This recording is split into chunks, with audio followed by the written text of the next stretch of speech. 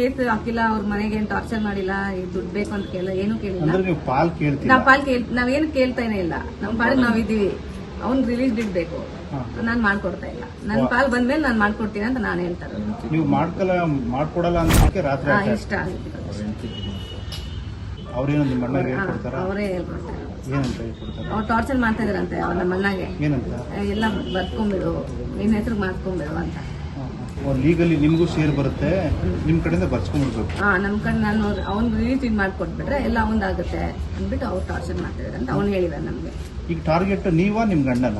ಅವ್ರಿಗೆ ಇಬ್ರು ಆಸ್ತಿಗಾಗಿ ನಾದಿನಿ ಮನೆ ಮೇಲೆ ಅತ್ತಿಗೆಯೇ ದಾಳಿ ಮಾಡಿಸಿದ್ರ?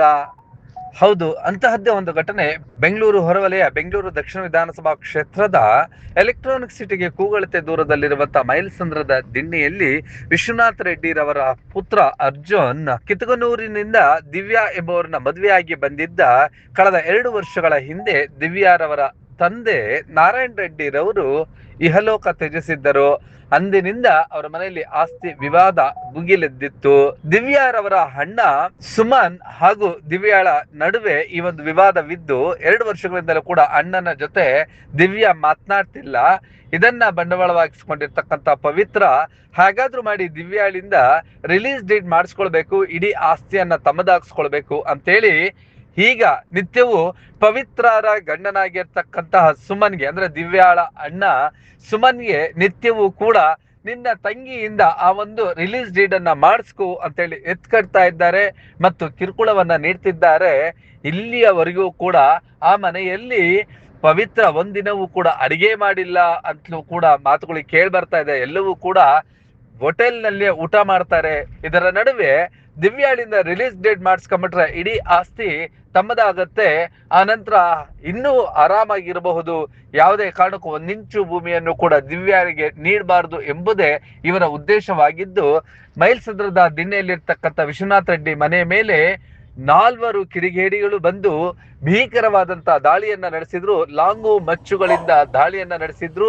ಬಹುಶಃ ಗಾಂಜಾ ನಶೆಯಲ್ಲಿದ್ರ ಅಥವಾ ಕುಡಿತದ ನಶೆಯಲ್ಲಿದ್ರ ಗೊತ್ತಿಲ್ಲ. ಆ ಒಂದು ಲಾಂಗು ಮಚ್ಚುಗಳಿಗೆ ಯಾರಾದ್ರೂ ಸಿಕ್ಕಿದ್ರೆ ಖಂಡಿತವಾಗ್ಲೂ ಅವತ್ತು ಅವರ ಕೊಲೆ ಆಗ್ತಿತ್ತು. ಅವತ್ತು ನಾಯಿ ಬೊಗಳಿದ್ದರಿಂದಲೇ ಅವತ್ತು ವಿಶ್ವನಾಥ್ ರೆಡ್ಡಿರವರ ಮನೆಯಲ್ಲಿ ಯಾವುದೇ ಪ್ರಾಣ ಹಾನಿ ಆಗ್ಲಿಲ್ಲ.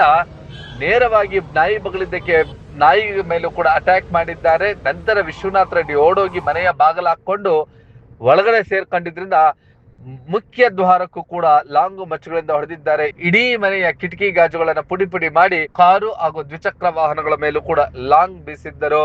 ಈ ಒಂದು ಘಟನೆಯ ಬಗ್ಗೆ ಬೆಚ್ಚಿ ಬಿದ್ದಿರುವಂತಹ ಸುಮನ್ ರವರ ತಂಗಿ ದಿವ್ಯಾ ಏನ್ ಹೇಳ್ತಾರೆ?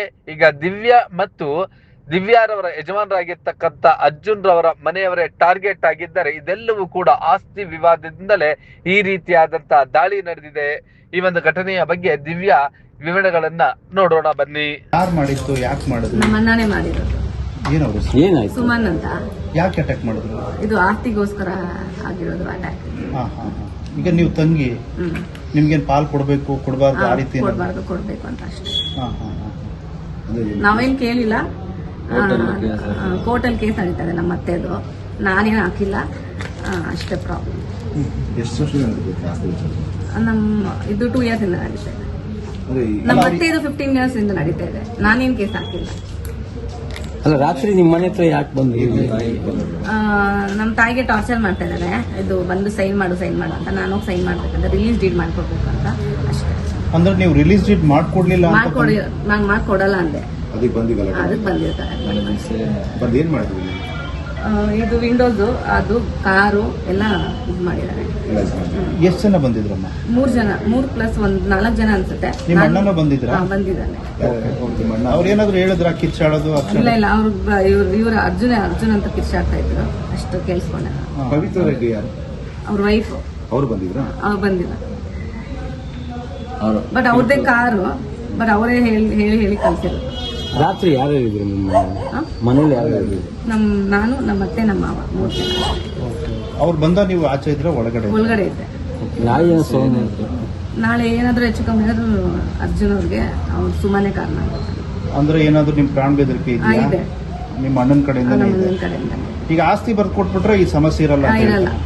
ಏನ್ ಹೇಳ್ತಾರಮ್ಮ ಕಾಮನ್ ಆಗಿ ನಿಮ್ ಜೊತೆ ಅವ್ರು ಮಾತಾಡ್ಬೇಕಲ್ಲ? ನಾನು ಅವ್ರು ಮಾತಾಡಲ್ಲ, 2 ವರ್ಷನೇ ಮಾತಾಡಲ್ಲ. ಸುಮಾರು ದಿನ ನಾವಿಬ್ರು ಮಾತಾಡಲ್ಲ, ನಾವಿಬ್ರು ಕನೆಕ್ಷನ್ ಇಲ್ಲ.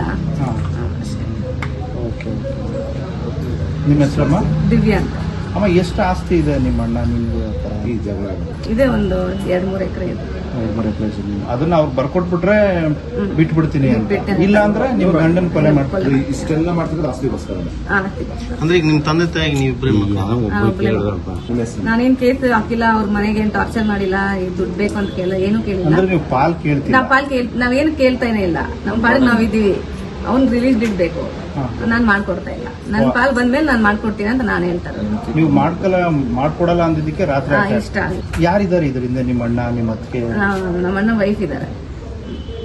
ಅವ್ರೇನೋ ನಿಮ್ಮ ಅಣ್ಣಗೆ ಹೇಳ್ಕೊಡ್ತಾರ? ಅವರೇ ಹೇಳ್ಕೊಡ್ತಾರೆ. ಏನಂತ ಹೇಳ್ಕೊಡ್ತಾರೆ? ಅವ್ರು ಟಾರ್ಚರ್ ಮಾಡ್ತಾ ಇದಾರಂತೆ ನಮ್ಮ ಅಣ್ಣಗೆ. ಏನಂತ? ಎಲ್ಲ ಬರ್ಕೊಂಡ್ಬಿಡು, ನಿನ್ ಹೆಸರು ಮಾಡ್ಕೊಂಡ್ಬಿಡು ಅಂತ. ಲೀಗಲಿ ನಿಮ್ಗೂ ಶೇರ್ ಬರುತ್ತೆ, ನಿಮ್ ಕಡೆಯಿಂದ ಬರ್ಸ್ಕೊಂಡ್ಬಿಡ್ಬೇಕು. ನಮ್ ಕಡೆ ನಾನು ಅವ್ನ್ ರಿಲೀಸ್ ಮಾಡ್ಕೊಟ್ಬಿಟ್ರೆ ಎಲ್ಲ ಅವಂದಾಗುತ್ತೆ ಅಂದ್ಬಿಟ್ಟು ಅವ್ರು ಟಾರ್ಚರ್ ಮಾಡ್ತಿದಾರೆ ಅಂತ ಅವ್ನು ಹೇಳಿದಾರೆ ನಮ್ಗೆ. ಈಗ ಟಾರ್ಗೆಟ್ ನೀವಾ ನಿಮ್ ಗಂಡನ? ಅವ್ರಿಗೆ ಇಬ್ರು